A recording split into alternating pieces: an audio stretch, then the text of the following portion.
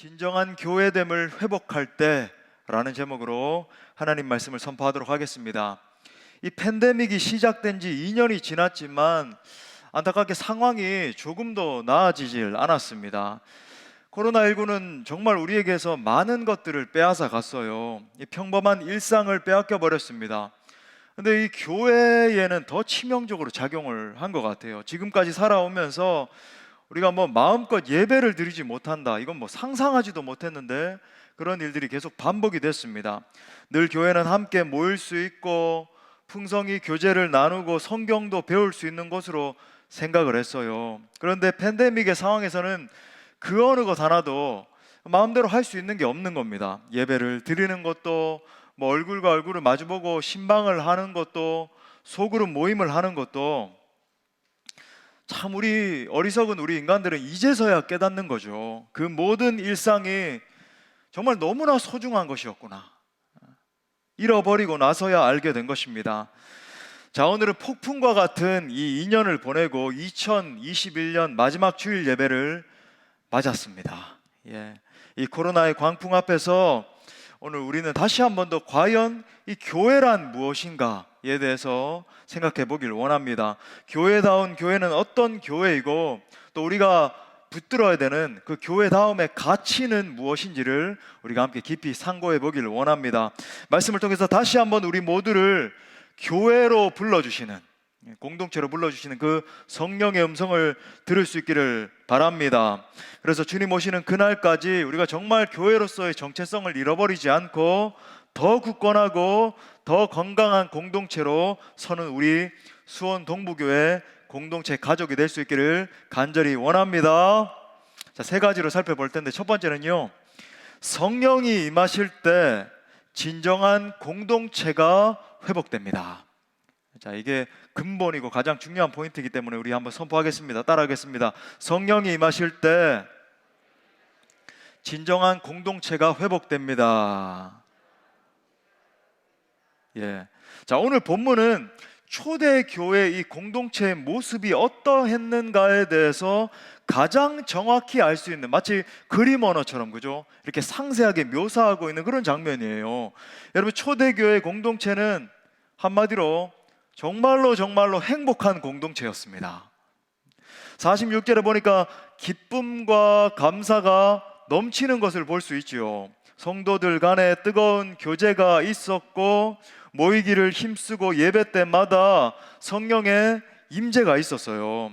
42절 말씀해 보니까 그들이 사도의 가르침을 받아 서로 교제하고 떡을 떼며 오로지 기도하기를 힘쓰니라.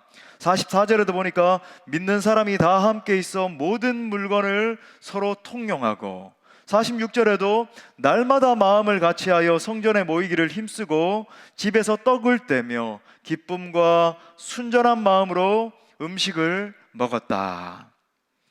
우리가 이 부패에서 이기심으로 가득한 우리 인간 본성을 생각할 때 이 장면 사실 상상하기 힘든 장면 아닙니까? 어떻게 이런 일이 가능한가? 그 비결이 바로 성령의 강림하심에 있습니다. 신약교회의 태동 자체가 여러분 잘 아시는 것처럼 오순절 성령 강림 사건으로 말미암은 것 아니었어요. 성령께서 임하셨기 때문에 이런 결과가 나타날 수 있었던 겁니다. 자, 성령님이 강림하셔서 역사하시니까 어떤 일이 일어났는가? 가장 먼저 여러분 보십시오. 하나님과 사람이 하나가 되는 역사가 일어났어요. 자, 우리가 잘 보세요. 성령의 임재 이렇게 이야기하니까 그냥 성령의 임재가 있는가 보다. 또 금요일마다 주일마다 모여가지고 성령께서 우리 가운데 임하십시오 기도도 하니까 성령님이 임하시는가 보다, 그냥 이렇게 좀 추상적으로 생각을 하지만 여러분, 그게 그런 개념이 아니죠. 상상을 해보십시오. 실제의 일입니다. 성령 하나님, 거룩하신 그 하나님께서 하늘을 가르고 우리 인간 존재에게 임하시는 사건이에요. 이건 여러분 추상적 어떤 개념이 아니라 관념적인 어떤 상상의 세계에서 일어나는 일이 아니라 실제로 거룩하신 하나님, 온 영광과 존귀와 찬송 받으시기 합당하신 온 우주의 통치자 그분께서, 그분의 영이 하늘을 가르고 우리 타락한 인간에게 우리 인간의 이 본성을 뚫고 임재하시는 사건이란 말이죠. 임하셨을 때에 우리 안에 있는 이 추악한 본성이 태워주는 역사가 일어나고 그 사람의 존재를 완전히 사로잡으셔서 다스리시기 시작한다는 말입니다. 존재론적인 이야기예요. 성령 강림으로 말미암아 사도 바울이 끊임없이 이야기하고 있는 200번 이상 언급하고 있는 그가 내 안에 내가 그 안에 거하는 역사, 이걸 신학적으로 한마디로 말해서 그리스도와의 연합이라고 이야기를 합니다. 우리 한번 기억하면서 한번 따라해 보겠습니다. 그리스도와의 연합. 예, 바로 이거예요.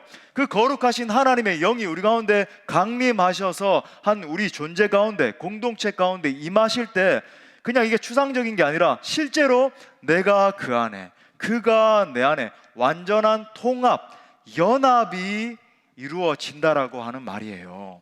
자, 이제 그 연합이 이루어지는데 특별히 여러분 이 오순절 성령 강림 사건의 그 표징으로서 여러분 어떤 일이 일어나면 실제적인 어떤 현상이 있어야 되잖아요.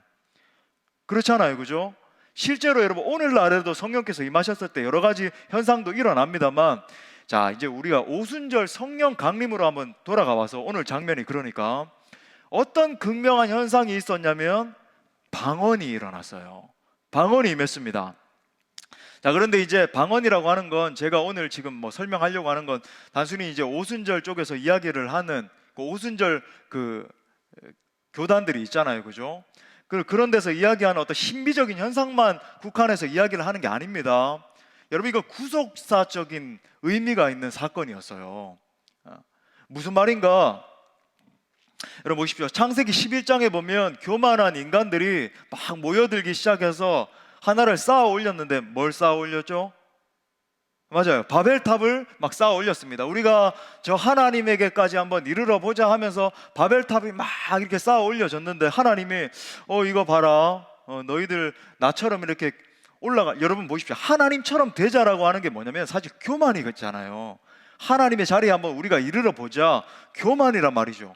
그걸 바라보시면서 하나님, 이 삼위일체 하나님이 우리 인간들을 징계하신 게 있었는데 그 징계로서 나타난 게 언어의 혼잡함이었습니다.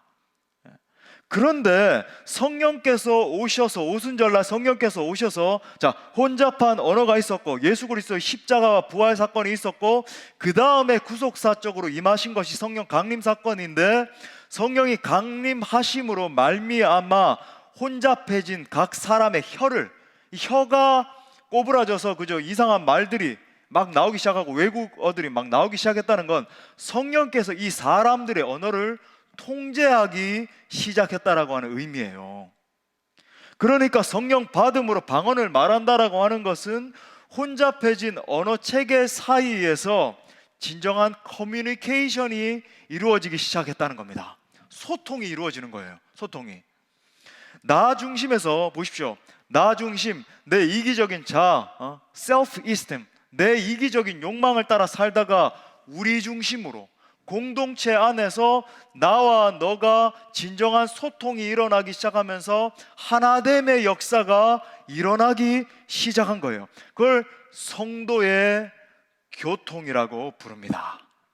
이걸 이제 커뮤니온이라고 불러요. 커뮤니케이션에서 나온 단어예요. 커뮤니온. 이것도 좀 어려운 단어지만 한번 따라 할까요? 커뮤니온. 예, 교통이 이루어지기 시작했다. 기본적인 어떤 신학적 단어들도 여러분에게 가르칠 필요가 있죠. 여러분, 이것이 바로 성령께서 시작하신 신약 교회였습니다. 나 중심의 언어가 바뀌어서 성령께서 각 사람의 언어를 사로잡기 시작하니까 서로를 세우는 공동체가 빌드업 되기 시작하는 거예요. 세워지는 역사가 일어나기 시작하는 겁니다. 내 주장하기 좋아하고 내 마음대로 내 뜻대로 하기 좋아하던 이 인간 본성이 치유되기 시작하고 성령께서 혀를 사로잡았다는 건 언어가 바뀌었다는 거잖아요. 그러니까 서로를 세우고 서로를 격려하고 서로의 은사를 칭찬하고 그죠? 시기하고 질투하고 그러는 게 아니라 그렇게 세우는 진정한 소통의 공동체가 이루어지기 시작한 거예요. 그 다음에 이제 더 극명한 실제적인 어떤 이 교통이 일어난 징표로서 일어나기 시작한 어떤 무브먼트, 공동체적인 현상이 있었는데 오늘 본문에 나오는 떡을 뗐다라고 하는 단어에 있습니다. 떡을 뗐다라고 하는 건 뭐냐면 한 식탁에 둘러앉은 한 가족 공동체가 됐다라고 하는 말이에요. 우리가 식탁 교제를 한다라고 하는 게 여러분 단순히 그냥 뭐 밥 먹고 사업이나 하고 이런 게 아니잖아요. 이게 지속적으로 이루어질 때 한 가족 공동체가 그렇게 밥을 먹고 떡을 떼고 하는 것 아니겠습니까? 예.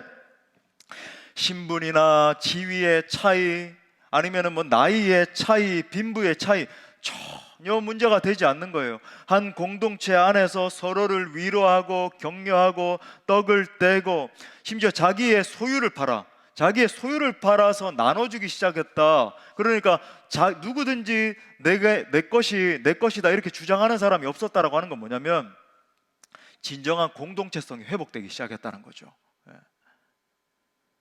다른 사람의 아픔을, 내 자신을 깨뜨려서 다른 사람의 아픔을 끌어안아버리는 그런 모습인 겁니다. 여러분, 이것이 성령 충만한 공동체의 모습이에요. 그리고 동시에 이것이 바로 우리가 추구해야 할 진정한 공동체의 모습입니다. 자, 그러면 두 번째로, 정말 이것이 우리가 바라보고 추구해야 될 공동체의 모습이라고 한다면, 그러면 오늘날 교회들의 현주소는 어떠한가? 우리가 한번 반성적인 사고를 가지고 생각을 해보길 원합니다. 초대교회 이후에 하나님께서 계속 역사하심으로 말미암아 교회는 2000년 역사를 통해서 실제로 성장하고 세워지고 여러 가지 측면들이 이렇게 발전을 해온 것이 사실이에요. 뭐 신학적으로나 우리 한국교회사만 보더라도 초창기 한국교회의 이 신학이 굉장히 빈약했단 말이죠. 그러니까 불과 뭐 몇십 년 전입니다. 몇십 년 전만 해도 굉장히 신학적으로 빈약했기 때문에 겨우 뭐 서구의 신학 사상을 조금 들여와가지고 그거 해석하면서, 그러니까 설교들을 봐도 참 신학적 체계가 세워지질 않았고 좀 엉뚱한 이야기들도 있고, 근데 하지만 우리가 정말 순수한 마음을 가지고 아멘 아멘 하면서 뭐 은혜도 받고 그랬습니다. 뭐 이것뿐만 아니라 교회 구조적으로나 여러 가지 뭐 재정 상황이나 시설적으로나 뭐 다 그죠? 많이 성장하고 발전했는 게 사실이에요. 사실입니다. 자, 반면에 잃어버린 것도 한두 가지가 아닌 거죠. 그 중에 여러분 가장 핵심 중에 핵심이 무엇인가? 제가 오늘 지금 말씀드리고 있는 공동체성입니다. 주님이 세우신 교회는 근본적으로 여러분 공동체성을 가지고 있는 거예요. 교회의 공동체성을 가장 잘 나타내 주는 말이, 다시 한번 반복하지만, 성도의 교통입니다. 우리 다시 한번 따라합시다. 성도의 교통. 오늘 우리가 붙들어야 되는 가장 핵심인데, 이거 이제 초대교회 교부들뿐만 아니라 종교개혁 당시의 개혁자들도, 켈빈이나 루터나 이런 분들도 굉장히 강조하던 그런 단어예요. 표현입니다. 우리가 이제 사도신경에 보면 거룩한 공회와 성도가 서로 교통하는 것과 그러잖아요. 그죠? 교통하는 것과 바로 요걸 말하는 거예요. 자, 그러면 조금만 더 정리를 하자면 이 성도의 교통이란 과연 무엇인가? 태동에 대해서는 우리가 봤습니다. 성령께서 임하셔서 서로의 언어를 통해서 커뮤니케이션이 일어났다. 다시 말하면 제가 누누이 말씀드리지만 성도는 다름이 아니라 그냥 교회에 출석하는 사람들이 성도가 아니고 그리스도를 진정으로 나의 구주, 나의 왕으로 모시고 사는 사람들, 그러니까 진짜 예수 그리스도를 나의 왕으로서 영접한 사람들의 모임이 바로 성도의 모임이고, 교통이라고 하는 것은 공동체의 연합을 말하는 거예요. 그러니까 여러분, 교통에 해당하는 제가 아까 말씀드린 커뮤니언이라고 하는 단어에 원래 이제 어근이 되는 헬라어 원어가 뭐냐면 우리가 그렇게 많이 이야기하는 코이노니아입니다. 코이노니아. 그러니까 우리가 코이노니아 그러면 코이노니아가 정말 어떤 의미일까? 쉽게 생각하면 돼요. 진정한 커뮤니케이션이 일어나는 겁니다. 단순히 뭐 내가 예수 믿는 거예요. 너도 예수 믿는 겁니다. 교회에 나와서 그냥 잘 지내서 그냥 뭐 이렇게 봉사하자, 뭐 이건 이렇게 해보면 어떨까, 일이나 처리하고 뭐 이런 게 아니라 정말 성령께서 내 마음을 통치하시고 정말로 너의 마음을 통치하셔서 진짜 커뮤니케이션이 일어나기 시작해서 정말로 하나 되는 역사가 일어나는 거죠. 예. 소위 깊은 관계성이 회복됨으로 말미암아 진정한 소통이 일어나는 그 공동체성을 말하는 겁니다.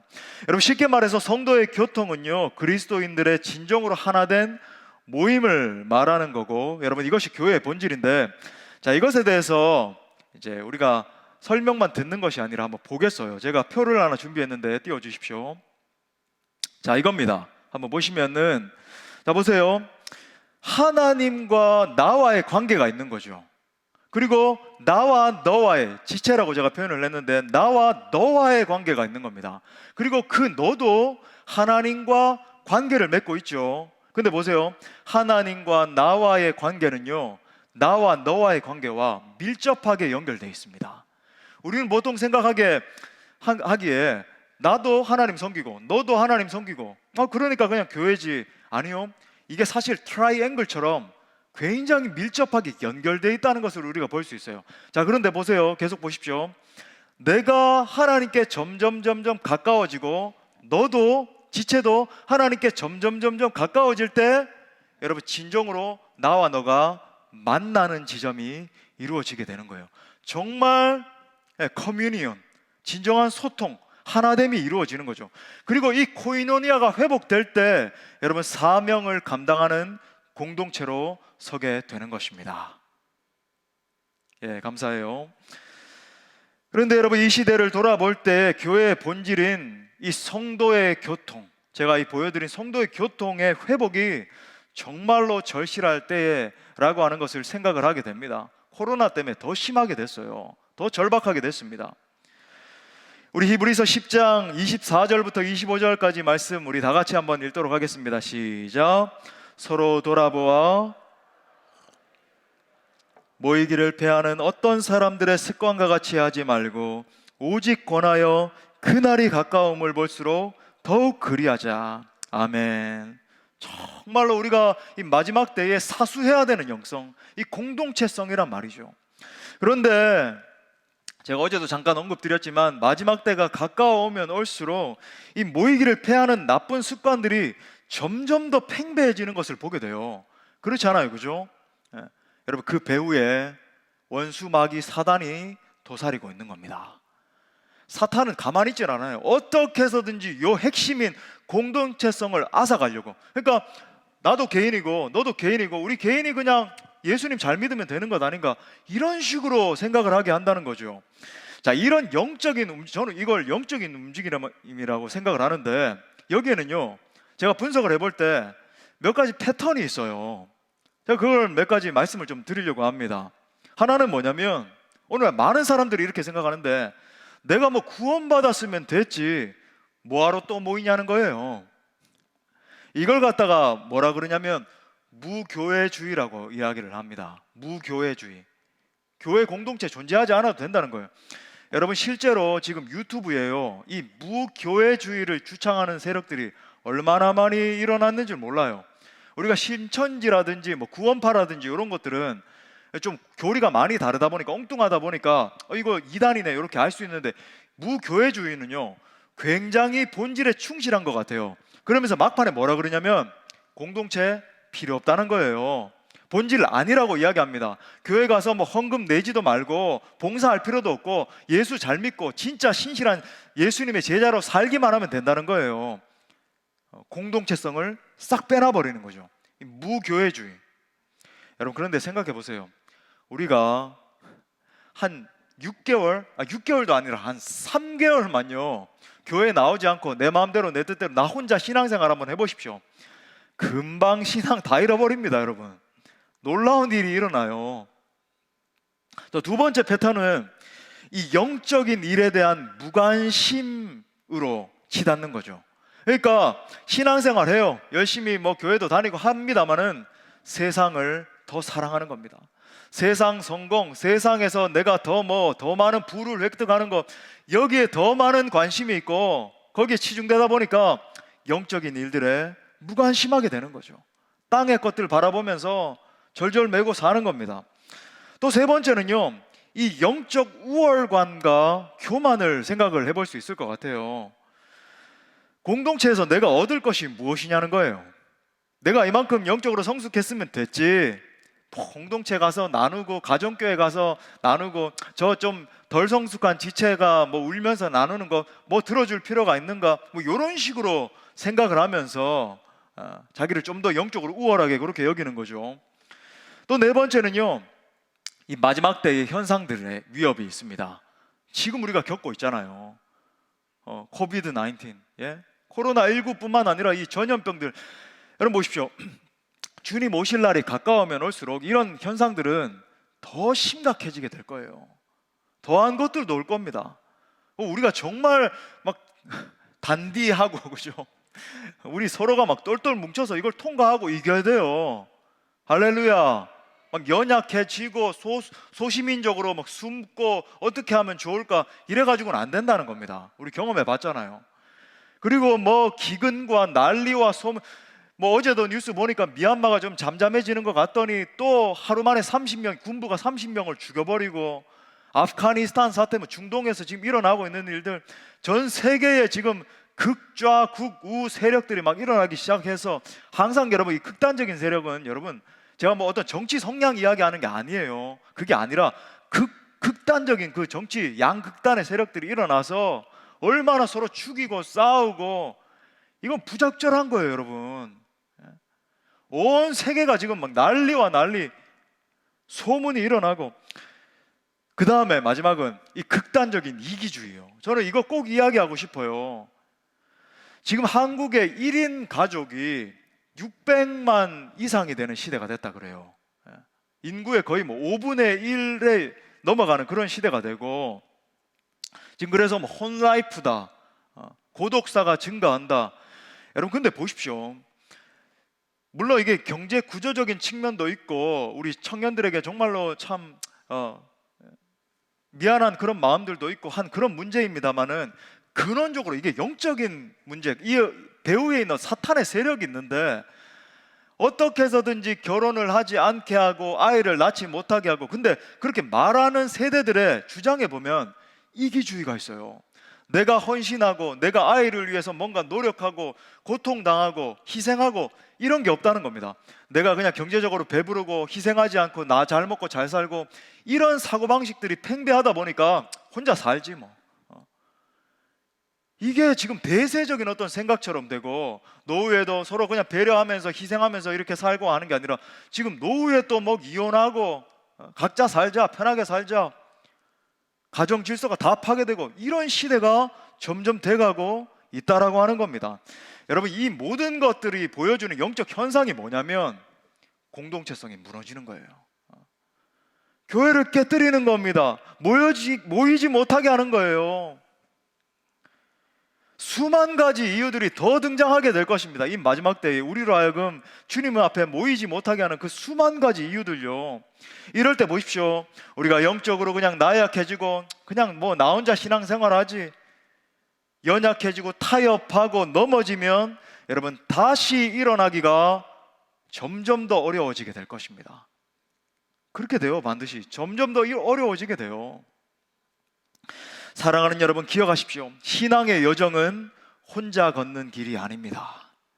공동체가 함께 가야 돼요. 아멘이십니까? 왜냐하면 우리가 걷는 이 신앙의 여정에 수많은 위협과 수많은 어려움의 요소들이 우리를 이 신앙의 여정에서 탈락하도록 유혹을 하기 때문에 그런 거예요. 혼자 걸어가면 제대로 걸어가기 어렵습니다. 우리가 잘 아는 그죠? 이 존 버년의 철로 역정에 나오는 크리스찬을 봐도 그렇지 않습니까? 크리스찬이 걸어갈 때 수많은 어려움을 당하잖아요. 뭐 감옥에도 갇히기도 하고, 어려움에 이 절망의 계곡을 통과하기도 하고, 수많은 어려움 가운데 여러분 어떻게 승리했나요? 그 결정적인 순간에 하나님이 사람을 붙여주시죠. 소망이라고 하는 친구도 보내주시고, 이런 친구 저런 친구들이 와서 어쩔 때는 이 절망의 상황에서 끌어내주기도 하고, 계곡에서 정말 힘들 때는요 감옥에서 끌어내줘서 함께 동행하기도 하고, 나중에 이 천성에 올라갈 때 소망과 함께 손잡고 천성에 들어가잖아요. 이 시간 이 세대의 성도들을 향한 사도 요한의 권면을 들어보십시오. 조금 길지만 제가 읽어드리겠습니다. 요한일서 4장 17절부터 21절에 보니까, 이로써 사랑이 우리에게 온전히 이루어진 것은 우리로 심판날에 담대함을 가지게 하려 함이니, 바로 이때예요. 우리 시대 주께서 그러하심과 같이 우리도 이 세상에서 그러하니라. 사랑 안에 두려움이 없고 온전한 사랑이 두려움을 내쫓나니 두려움에는 형벌이 있음이라. 두려워하는 자는 사랑 안에서 온전히 이루지 못하였느니라. 우리가 사랑하면 그가 먼저 우리를 사랑하셨음이라. 누구든지 하나님을 사랑하노라 하고 그 형제를 미워하면 이는 거짓말하는 자니 보는 바 그 형제를 사랑하지 아니하는 자는 보지 못하는 바 하나님을 사랑할 수 없느니라.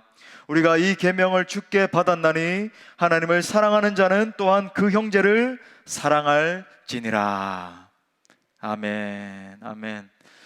자, 그럼 마지막 세 번째로 이 위기의 세대에 과연 우리 공동체는 무엇을 붙잡아야 하는가라는 거예요. 우리 공동체는 무엇을 붙잡아야 되는가? 자, 실제로 우리는 코로나19라고 하는 폭풍 속을 걸어가고 있습니다. 이게 언제 종식될지 이제는 예측조차 불가능한 그런 시대가 됐어요. 특히 교회가 모여서 자유롭게 예배드리지 못하는 상황이 계속 반복이 되는데 또 언제 우리가 잠시 또 이렇게 헤어지게 되고 그런 날이 오게 될지 모르겠어요.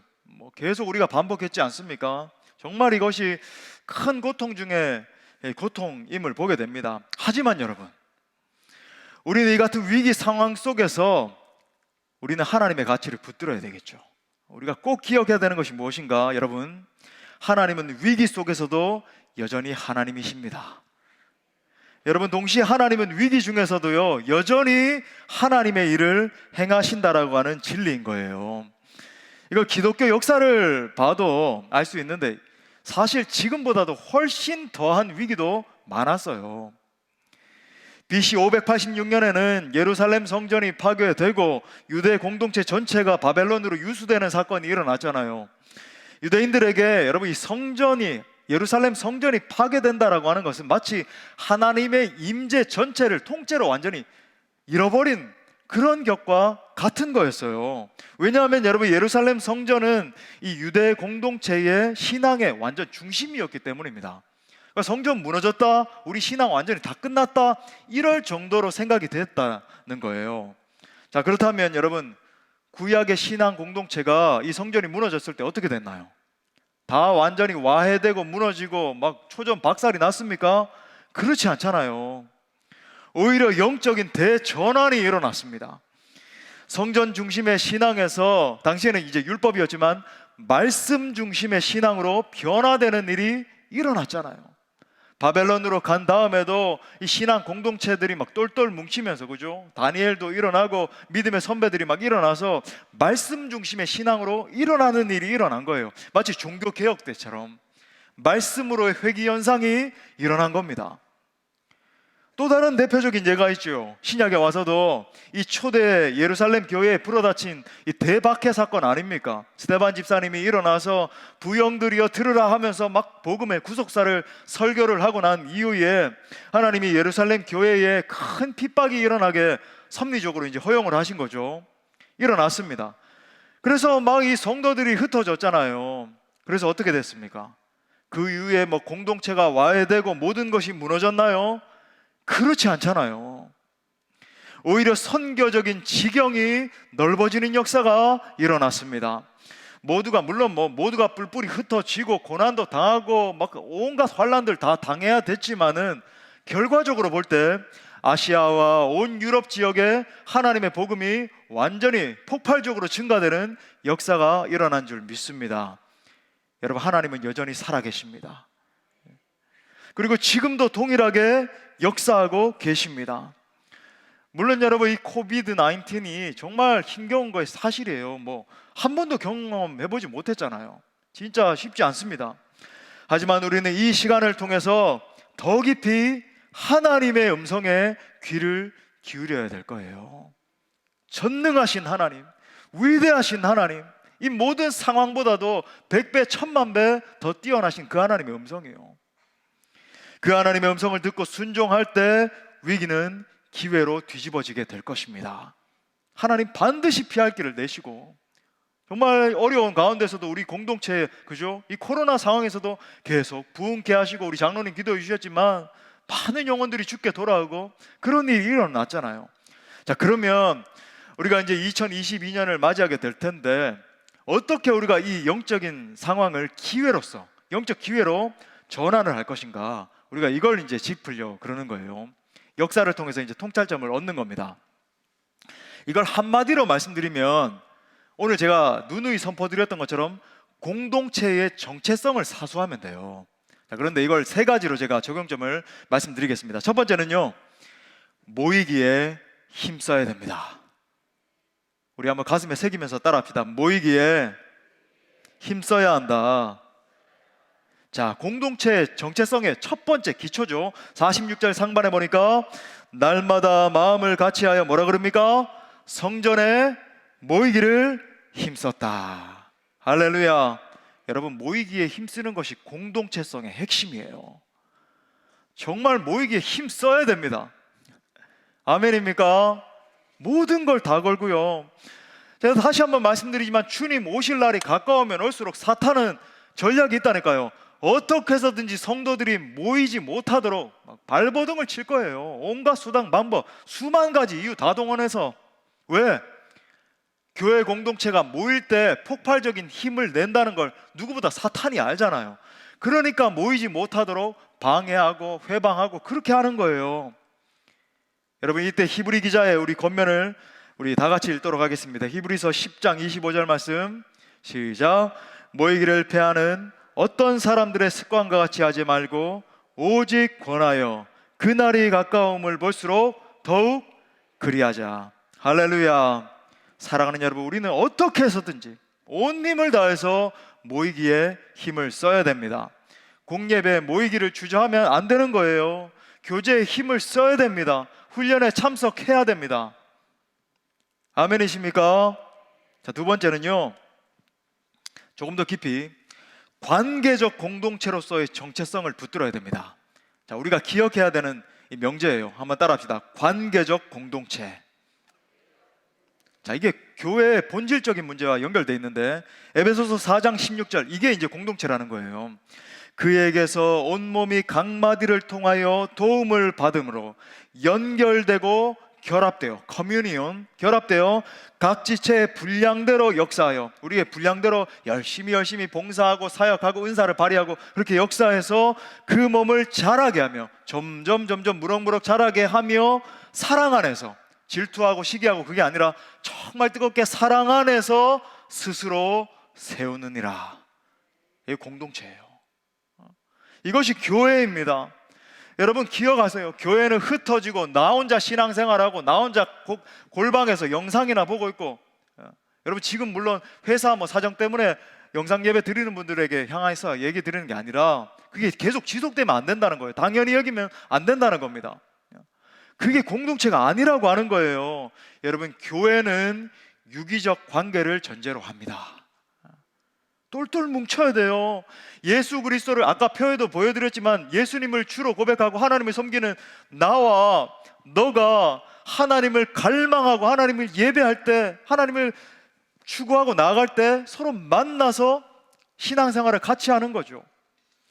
자, 그렇다면 우리는 정말 진지하게 질문을 던져봐야 됩니다.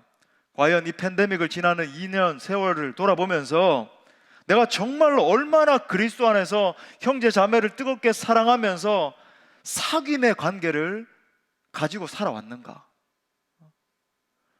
물론 제가 무슨 예배당에서 벗어나자 그냥 사귀기만 하고 관계를 맺고 그렇게만 하자 그런 말이 절대로 아니죠. 깊은 사귐이 있는 신앙으로 돌아가야 된다는 말입니다. 그래서 제가 중요하게 지금 말씀드리려고 하는 게 바로 이거예요. 이것이 우리가 붙들고 있는 가정교회의 핵심입니다. 이게 가정교회의 핵심이에요. 여러분, 가정교회는 단순한 어떤 시스템이 아니에요. 우리 새신자분들 가정교회 하니까 이건 예전에 하던 구역과 다를 게 뭐가 있는가, 그런 어떤 시스템이 아니에요. 여러분, 가정교회는요 우리가 정말로 고수하고 붙들어야 되는 핵심 중에 핵심입니다. 사도행전에 보니까 스데반의 일로 임한 이 박해를 피해서 흩어진 자들이 어떻게 했는지 아세요? 작은 공동체를 형성을 해서 가정교회로 모이는 역할을 감당하기 시작했습니다. 자, 바울이 이제 선교 거점으로 사용하기 시작했는데 브리스길라와 아굴라의 그 그 집에서 이렇게 이야기를 하거든요. 그 집에 있는 교회. 자, 읽어드리겠습니다. 고린도전서 16장 19절. 요게 이제 가정교회 핵심 되는 그런 구절이에요. 아시아의 교회들이 너에게 무난하고, 아시아의 교회들도 사실 가정교회 형태들로 있었고, 아굴라와 브리스가와 그 집에 있는 교회, 그러죠. 그 집에 있는 교회, 바로 요게 그 교회가 주 안에서 너에게 간절히 무난하는데, 요게 가정교회를 말하는 겁니다. 가정교회예요. 하우스 처치. 이같이 평신도들이 모여서 신앙을 고수하고 핍박과 환란이 있지만 어떻게 해서든지 똘똘 뭉쳐서, 그죠, 하나님을 예배하는 이 작은 공동체가 바로 가정교회라는 거죠. 이게 그렇게 초대교회에 혹독한 핍박이 있고 뭐 이런 환란의 상황 가운데 교회를 영속하게 했던 동력이 됐던 것입니다. 여러분, 구역이라고 할 때 예전에 뭐 셀이라든지 구역이라고 하는 것은요, 이 관리 시스템적인 측면이 많았다는 거죠. 그래서 뭐 번식을 해야 된다 그러고 했는데, 사실 가정교회의 핵심은 그게 아니라, 관리의 어떤 시스템이 아니라, 이건 깊은 사귐에 있습니다. 가정교회의 핵심은, 여러분이 그래서 어떻게 해서든지 깊이 나누는 게 중요한 거예요. 사귀는 게 중요한 겁니다. 내 인격과 너의 인격이 하나님을 중심으로 해서 이 트라이앵글을 이루면서 깊이 만나야 되는 거예요. 말씀을 묵상하고 그걸 갖다가 나누고, 그죠? 깊이 막 나누고 할 때 서로 간에 치유가 일어나고, 또 서로 기도 제목을 나누면 그 기도 제목을 붙들고 주중에 계속 합력해서 기도할 때 또 성령께서 역사하시는 것을 경험을 하고, 또 지체가 어렵고 할 때는요, 막 가서 막 이삿짐도 들어주기도 하고 막 서로 섬겨주고, 그렇게 해서 이 가정교회가 막 세워지는 것, 이게 가정교회 부흥의 핵심이고 가정교회가 세워지는 원리란 말이죠. 여러분, 그렇기 때문에 신년에 2022년 맞이하면서 가정교회 모임을 사수하십시오. 아멘이 요거밖에 안 나오면 안 되는데, 가정교회 모임을 사수하십시오. 매주 빠져서는 안 돼요. 매주 빠지지 말고 신실하게 가정교회 모임을 하십시오. 못하는 거 없어요. 우리가 방역 지침 지키면서 하면 됩니다. 지금처럼 이렇게 4인까지, 그러면 4인까지 못 모이니까 그럴 때는 우리 더 모여야 되니까, 그죠? 줌을 통해서 모이고, 주일날 잠깐이라도 얼굴 볼 수 있는 지체들 4인까지 모이고, 교회 시설 안에서, 그죠? 또 더 심해져 가지고 뭐 못 모일 때는 줌만으로도 모이고. 그래서 매주 빠지지 말고 여러분 사수하셔야 돼요. 이거 마지막 때 제가 말씀드렸지만 공동체성을 사수해야 돼요. 아울러서 여러분, 모일 때마다 이 안부 인사 정도만 하고 헤어지는 것을 여러분 반드시 피하셔야 됩니다. 우리가 정말 사탄이 또 노리는 지점이 있는데, 어떻게 해서든지 성도들과의 만남을 피상적으로 만드는 거예요. 그냥 뭐 인사나 하고 그냥 서로 뭐 이렇게 지내고 있었어, 그래 한번 기도 제목 나눠봐, 이런 식으로 만나는 걸 여러분 피하셔야 됩니다. 그럼 어떻게 해야 되는가? 여러분, 가정교회 모임의 핵심은 정말 이 말씀을 중심으로 해서 내 이 깊은 곳, 성령께서 나를 어떻게 터치하셨는지, 그리고 이 말씀을 삶 가운데 적용했을 때 주님이 어떻게 역사하셨는지를, 이 속 깊은 것들을 나누기 시작하는 것에서 출발하는 거죠. 그렇다고 여러분, 이 가정교회 모임에서 불평불만 하셔서는 안 됩니다. 이게 불만이고 이건 여러분 뭐 역으로 가는 거고, 그게 아니라 정말 이 하나님의 말씀이 나를 사로잡으셔서 어떻게 날 변화시키시고 어떻게 날 이끌어가고 계시고, 미약하지만은 내가 어떻게 성장하고 있고, 그걸 나누기 시작하는 거죠. 그렇기 때문에 여러분, 주일 말씀도 여러분이 잘 노트도 하시고 깊이 들으셔야 되고, 또 주중에, 그죠, 말씀 묵상, 제가 또 이제 신년에 되면은 말씀 묵상을 선포하고 이렇게 또 묵상 학교도 하고 할 텐데, 정말 깊이 말씀을 묵상을 하시고 그 말씀을 나누고 실천하고, 이게 여러분 이루어져야 되는 겁니다. 그렇게 할 때 이런 걱정이 들 수도 있죠. 아, 목사님, 제가 이렇게 깊은 속 얘기까지 막 하고 그러면은 혹시나 이 비밀이 누설되면 어떡하나요? 제가 그래서 우리 리더분들에게 막 누누이 말씀드리고 종종 여러분들에게 주지시켜 줄 겁니다.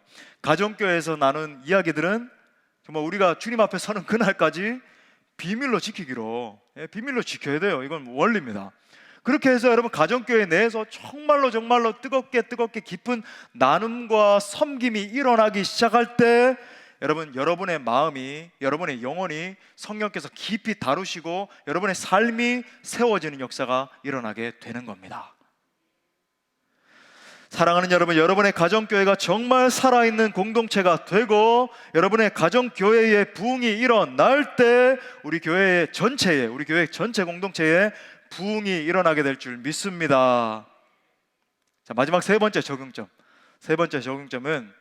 때를 얻든지 못 얻든지 선교적 사명을 감당해야 됩니다. 이거 우리의 사명에 대한 거예요. 또 선포합시다. 선교적 사명을 감당해야 된다. 이건 예루살렘 교회의 교훈을 보면 우리가 금방 깨달아 알 수 있잖아요. 하나님은 어떠한 위기 상황 속에서도 그분의 선교적 계획을 이루어 가시는 분이십니다. 이 선교학자 헨드리 크레머가 이렇게 말했어요. 엄격하게 말하면 교회는 항상 위기 가운데 있어야 한다. 교회는 명백한 실패와 고난을 통해서만 그 자신의 참된 성격과 선교에 전적으로 충실할 수 있기 때문이다. 정말로 여러분, 사명을 감당하기에 부적합한 때는 그 어떤 때도 없고 예수님 오시기 직전까지 여러분, 우리는 한 영혼이라도 더 건져내야 되는 거예요. 그래서 여러분, 우리 교회는 참 이 어려울 때지만 그래도 이 선교적 사명을 감당하기 위해서 정말 최선의 노력을 다하고 있습니다. 작년에 코로나가 한참일 때도 여러분, 우리가 다 경험한 것처럼 우리 전도 축제인 행복한 사람들의 축제를 시행을 했어요. 그래서 현장과 온라인을 병행을 하면서 했는데 그 와중에도 적지 않은 영혼들이 주께 돌아오고 그 이후에도 정말 많은 영혼들이 주님 앞에 나왔습니다. 또 2022년에도 우리는 정말로 힘을 내서 지혜를 발휘해야 되겠죠, 그죠? 그렇게 해서 이 지역과 우리 이웃들과 사랑하는 가족들을 건져내는 그 사명을 감당해야 될 것입니다.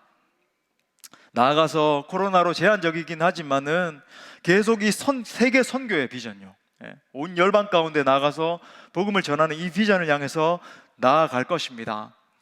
부족하지만 어려운 중에도 UUPG 선교를 위한 후원과 기도를 시작했습니다. 여러분 주보에 보시면 그죠? 또 리더분들이 여러분에게 주지시켜 드릴 겁니다. 여러분 그렇게 기도하고 있고 또 물질로 섬기고 있고 또 지난 수요일에도 나누어 주셨지만 우리 문은석 선교사님의 사역 가운데도 새로운 이 영적 돌파가 일어나게 하셔서 새로운 사역의 길을 내고 계시는 것을 보게 됐습니다. 앞으로도 우리 교회는 주님 오시는 그날까지 반드시 더욱더 활발하게 선교적 사명을 감당하기 위해서 사력을 다할 것입니다. 우리를 더 써주실 주님을 기대합시다. 말씀의 결론을 맺겠어요. 우리가 찬양으로 뜨겁게 선포하는 것처럼 교회가 교회 되어야 합니다. 위기의 때에 우리가 붙들어야 되는 것은 다른 게 아니에요. 교회의 본질적 정체성인 겁니다.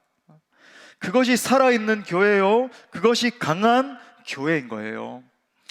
건강을 잃어보니 건강이 귀한 줄 알았고 사람을 잃어보니 사람이 귀한 줄 알았다는 그런 말이 있지 않습니까? 여러분 정말 소중한 것들을 잃어버리지 맙시다. 예배 자리를 사수하고 가정교회 모임을 사수하고 선교적 사명을 사수합시다. 아무쪼록 본질적 사명을 감당하기 원하는 우리 교회와 온 성도들 가운데 하나님의 은총이 더욱 넘치시기를 간절히 축원합니다.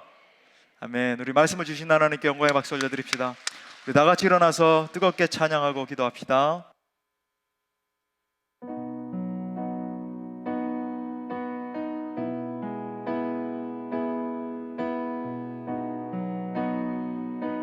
하나님, 우리가 진정 하나님 찾으시는 교회 되기 원해요. 우리에겐 소원이 하나 있네.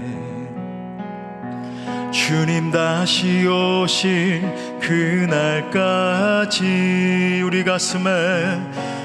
가슴에 새긴 주의 십자가 사랑 나의 교회를 사랑케 하네. 주의 교회를 향한 우리 마음,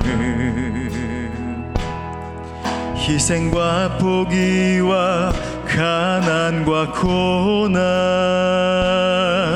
하물며 죽음조차 우릴 막을 수 없네. 주의 교회는 이 땅의 희망. 아멘. 교회를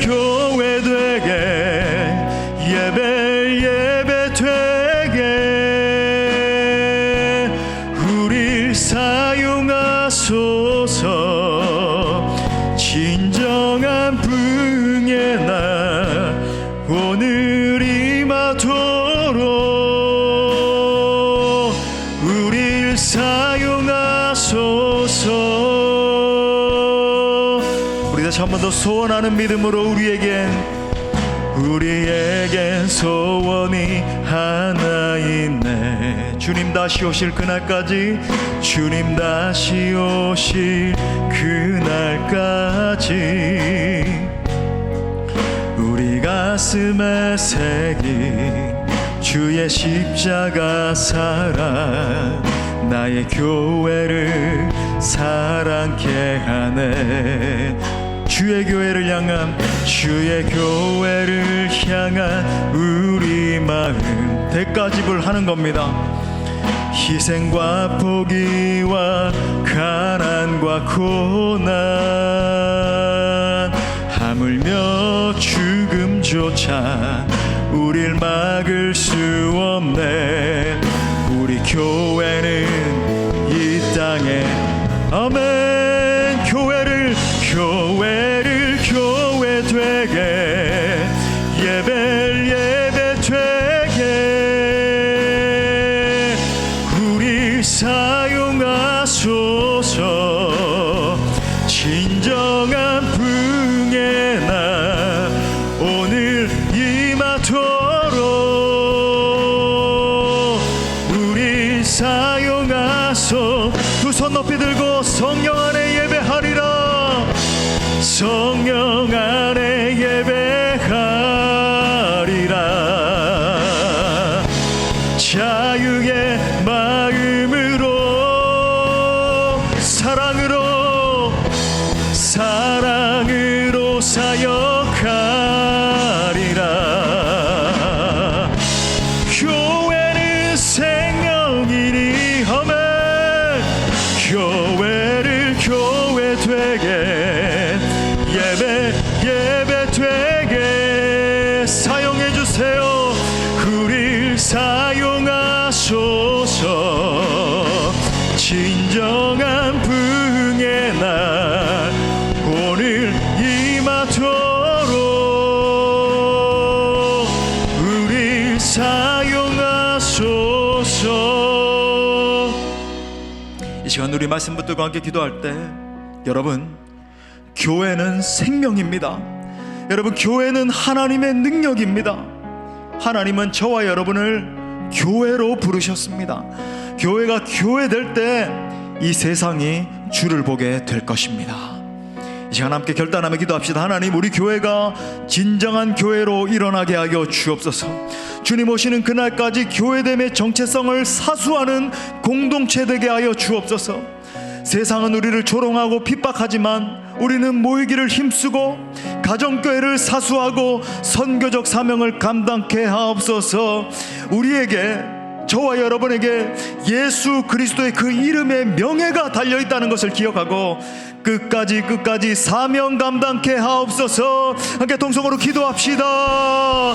주여